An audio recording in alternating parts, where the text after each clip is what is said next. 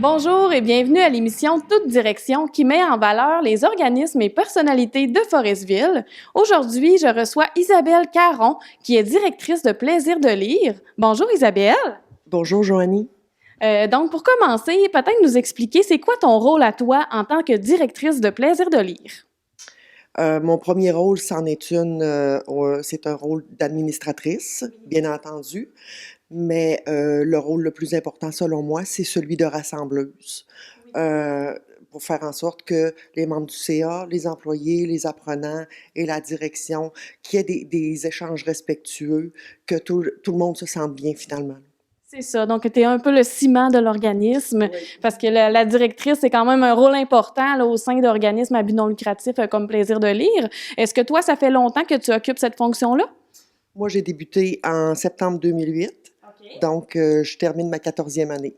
Ah, ben félicitations. Donc, on a encore beaucoup de projets à venir, de beaux défis comme vous avez réalisé en 2021.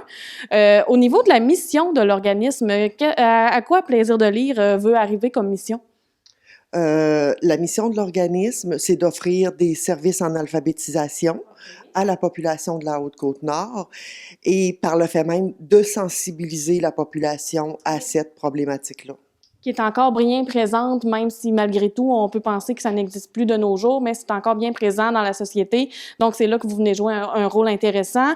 Puis, est-ce que ça fait longtemps que Plaisir de lire existe? Plaisir de lire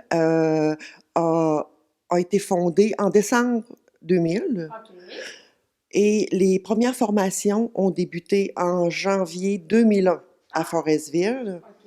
Donc, ça fait plus de 20 ans déjà que Plaisir de lire existe. Puis vos bureaux ont toujours été installés à Forestville? Oui, le bureau a toujours été à Forestville, au Nordais. OK, au départ. Oui, et c'est ça, et le déménagement qui a eu lieu cet automne. Oui, dont on va parler un petit peu plus tard parce que c'est plus récent dans vos projets. Donc, au niveau des employés, est-ce que Plaisir de lire doit compter sur des employés à part toi en tant que directrice? Oui, absolument. J'ai 2 formatrices, Pascal Aymon, qui est du secteur Forestville, et Madame Henriette Aymon, qui s'occupe du secteur Besse. Parfait. Donc, 2 employés avec toi, donc 3 employés. Et j'imagine qu'il y a un conseil d'administration qui est au-dessus de vous, justement, dont les bénévoles sont aussi importants là, pour vous, pour l'avenir de l'organisme.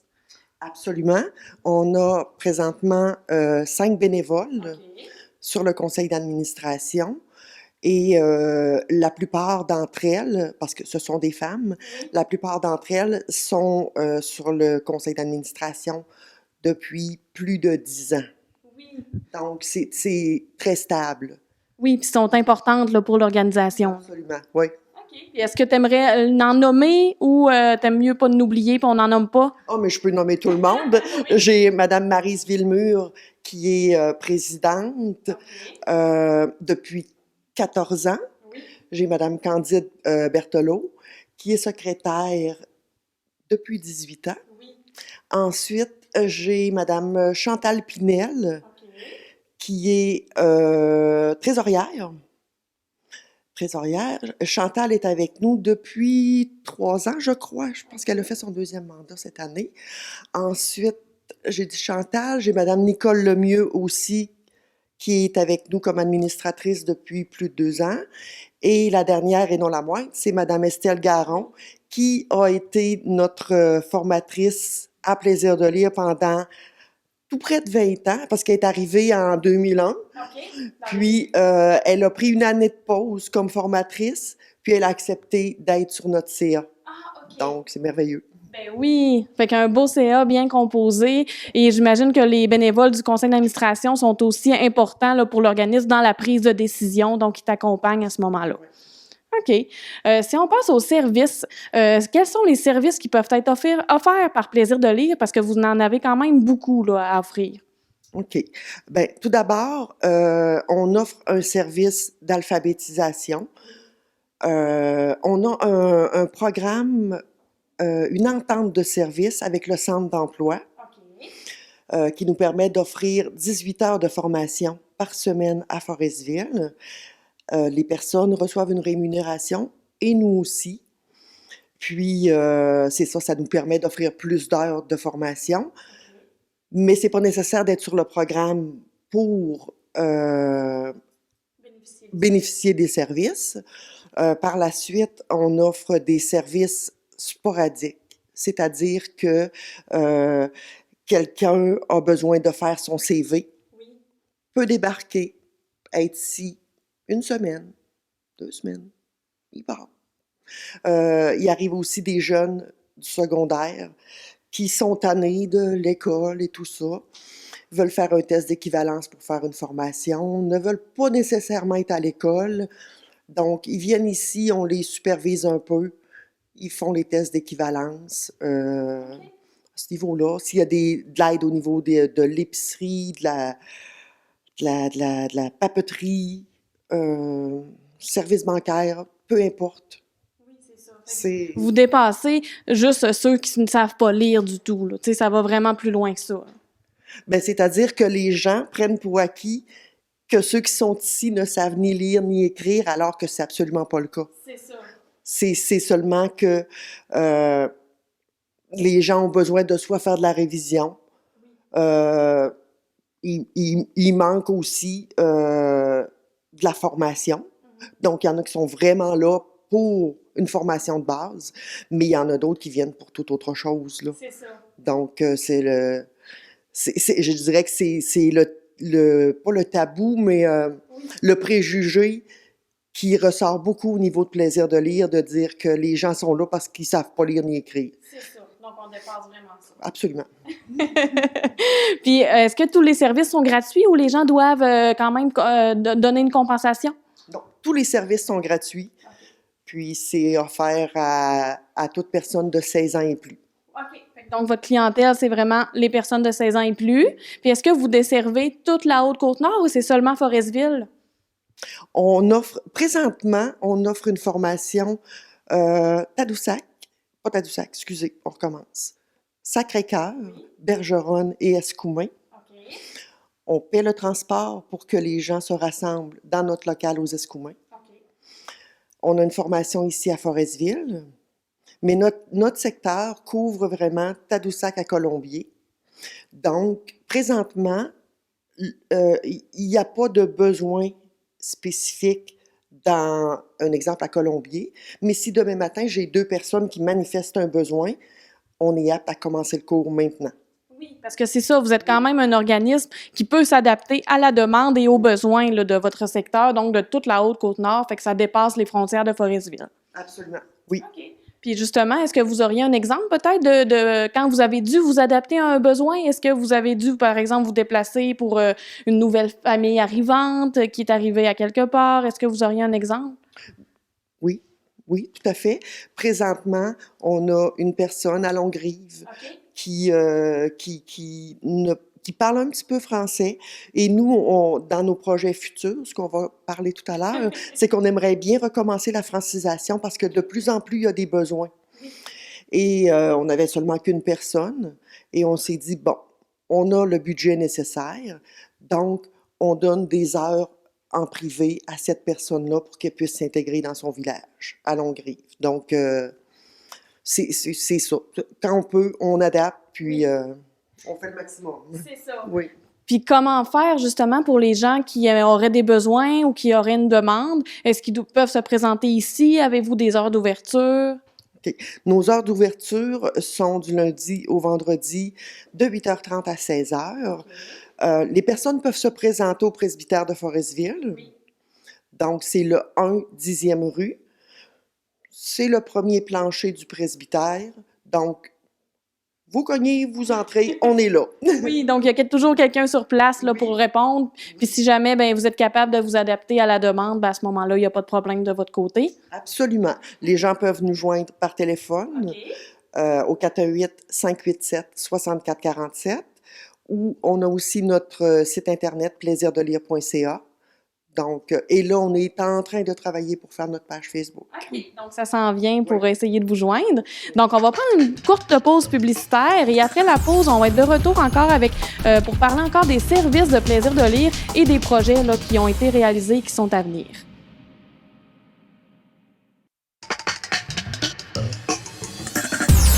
Nous sommes de retour après une courte pause publicitaire avec Isabelle Caron, qui est directrice de Plaisir de lire. Donc, avant de terminer, avant la pause, Isabelle, on parlait des services de Plaisir de lire, mais j'aimerais peut-être que tu mentionnes quand même les subventions que vous recevez pour pouvoir offrir ces services-là à la population qui sont très importants. Donc, vous avez un ministère là, qui vous supporte. Oui, absolument. 100% de nos revenus proviennent du ministère de l'Éducation, Sport et Loisirs. Et ensuite, on a une petite partie qui est en collaboration avec Emploi Québec pour le programme Action. OK. Donc, c'est quand même des subventions importantes parce que ça vous permet d'être accessible là, à la population et de ne pas rien charger, dans le fond, pour offrir vos services. Donc, au niveau des services, est-ce que c'est les mêmes depuis 2001 ou ça a quand même évolué au fil des années? Oui, oui, c'est sûr que les formations ont évolué au fil du temps. Dernièrement, je vous dirais, lié à la COVID, ce qu'on a vu apparaître, c'est un besoin au niveau des personnes, je dirais, aînées ou 50 ans et plus, là, qui avaient plus de contact avec leur famille et n'avaient pas nécessairement l'habilité d'utiliser le matériel informatique. Donc, ce besoin-là étant créé, on a eu une affluence de gens qui se sont présentés. Puis ce qui est le fun, c'est que c'est pas un cours théorique. Oui. C'est que la personne vient nous voir, on l'apprend où elle est rendue. OK. Si elle est rendue au piton on-off, on commence là. C'est ça. Donc, les personnes se sentent à l'aise, ils se sentent pas dépassés parce que on les prend vraiment là où ils sont. C'est adapté à chacun. Dans le fond, c'est personnalisé. Oui, tout à fait. OK. Donc, si une personne veut apprendre à faire un FaceTime avec sa fille, bien là, vous pouvez leur montrer. Mais si la personne d'à côté veut apprendre à écrire un texte dans Word, là, vous pouvez leur montrer aussi. Absolument, c'est ça. OK. Donc, c'est une offre qui est assez variée. Puis, est-ce que c'est une personne qui vous est arrivée avec ça et vous avez monté une formation? Comment ça s'est passé, les débuts de cette formation-là? C'est le bouche à oreille. OK. C'est justement une personne qui disait « Moi, j'aimerais ». OK. Et présentement, on est à plus de 20 personnes qui utilisent les services. Donc, et c'est très apprécié. Ben oui. Puis est-ce que vous avez dû publiciser ça ou vraiment ça s'est fait vraiment tout seul quand même avoir autant de personnes pour une seule formation? C'était vraiment en demande, là? Oui, c'était très en demande. On n'a fait aucune publicité, c'était uniquement du bouche à oreille. Donc, un beau succès, oui. Ben oui, c'est ça. Donc, la formation se donne encore. Est-ce qu'il y a des jours spécifiques s'il y a des gens qui veulent se joindre à vous? Bien, étant donné, comme on va parler tout à l'heure, étant donné qu'on a une flexibilité au niveau de l'utilisation des locaux, on adapte. Donc, si on a besoin d'ajouter un soir, on le fait, un matin. Donc, on va vraiment avec les besoins. OK. Donc, la personne qui serait intéressée pourrait vous contacter et à ce moment-là, soit se joindre à un groupe ou encore avoir un horaire plus adapté à la sienne. Et au total, vous avez combien d'apprenants ici qui utilisent vos services de Plaisir de lire? C'est-à-dire que au total, je vous dirais, bon, en alphabétisation, une dizaine, vingtaine, trentaine. Ensuite, on collabore avec le Centre d'activité de la Haute-Côte. OK. On offre 2 heures par semaine gratuit. On collabore aussi avec le Centre de jour Le Murmure. OK. Eux, c'est à peu près 5 heures par mois. Et le Centre de jour des aînés, qui est aussi à peu près 5 heures par mois. Donc, ça fait beaucoup de personnes. Donc, oui, plus de 60 personnes au total, oui. Oui. OK. Et justement, si on va dans votre déménagement, qui est quand même un projet assez récent que vous avez fait, puis c'est quand même un projet majeur parce que ça faisait des années que vous étiez au même local, là, si les gens se souviennent, au complexe Guy Ouellet en haut de l'Aréna. Donc, vous étiez situé là. Qu'est-ce qui vous a amené à avoir ce projet de déménager? Comme ça, j'aurais le goût de vous dire ma formatrice, Oui. Pascal Aymon, à un moment donné, qui dit tout bonnement, mais j'aimerais ça, moi, être avec ma directrice. OK. Et moi, j'étais habituée dans mon bureau nordais. J'étais très bien. Oui. Puis, ça a comme mijoté, ça. Et avec la COVID et tout ce qui en a suivi, là. On a eu comme des restrictions d'accès. Après ça, il y a eu au niveau des horaires. OK. Quand on a voulu nous offrir plus d'heures de formation, on était quand même limité parce qu'on devait faire un partage de local avec le Nordais qui déjà nous aidait puis nous laissait la liberté là, quand il pouvait. Donc, tout ça a amené le beau projet de déménager ici, là. Oui. Puis le conseil d'administration t'a quand même suivi dans ce projet-là. Ils ont accepté. Vous avez cherché un local. Finalement, vous avez trouvé quand même l'emplacement idéal pour vous, là. Ça pouvait pas être mieux que ça. Vraiment, là, ici, on est chez nous. Oui. Donc, c'est au presbytère de l'Église Saint-Luc et vous avez déménagé en octobre. Oui, 1er octobre, on a pris possession des lieux, le temps de réaménager, tout ça, là. C'est ça. Vous avez eu des belles portes ouvertes aussi pour montrer votre nouveau local. Et qu'est-ce qui est avantageux ici? Vous avez plus d'espace? Bien, premièrement, plus d'espace au niveau de la disponibilité des locaux. Donc, on peut... Deux, trois, tu sais, à la limite, on peut utiliser 3 locales, là, de manière différente et autonome. Et c'est ça, si on veut donner des cours le samedi, le dimanche, on peut. Oui, vous êtes indépendant maintenant, donc vous avez votre propre endroit. C'est quand même assez grand pour recevoir tous vos apprenants, plusieurs en même temps. Avec la pandémie, on sait qu'on a eu besoin d'espace quand même beaucoup. Puis au niveau de Plaisir de lire, est-ce qu'il y a d'autres projets justement qui s'en viennent là, pour l'organisme? Bien, comme je mentionnais tout à l'heure, c'est sûr qu'on aimerait vraiment reprendre la francisation. On est présentement en démarche pour ça.